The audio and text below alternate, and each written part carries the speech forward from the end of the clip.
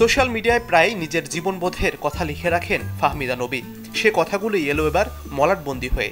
শব্দশিল্প প্রকাশনী স্টলে পাওয়া যাচ্ছে শিল্পীর বই ফাহমিদা নবীর ডায়েরি। গেল বছরের শেষ দিকে প্রকাশিত হয় বরেণ্য অভিনেতা, নাট্যকার ও নির্মাতা আবুল হায়াতের আত্মজীবনী রবিপথ, যে বইয়ে উঠে এসেছে তার অভিনয় ও ব্যক্তিজীবন।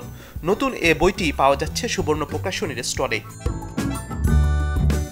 স্মৃতিতে হুমায়ূন আহমেদ এবং আমার না বলা কথার পর এবার হাউ মাউ খাও নামের বই লিখেছেন অভিনেতা ফারুক আহমেদ। তার এই বইটি প্রকাশ করেছে মিজান পাবলিশার্স। নিজের দ্বিতীয় বই নিয়ে এবারের বইমেলায় এসেছেন অভিনেত্রী সুষমা সরকার। বিভিন্ন সময় লেখা কিছু গল্পই মূলত মলাটবন্দি হয়েছে এতে। দ্বিতীয় শিরোনামের বইটি প্রকাশ করেছে শব্দশিল্প।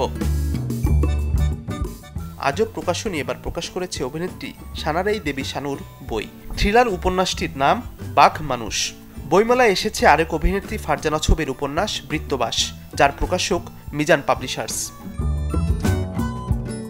উপন্যাস, ছড়া, কবিতা মিলিয়ে ৩০-এর বেশি বই লিখেছেন সঙ্গীতশিল্পী লুৎফর হাসান।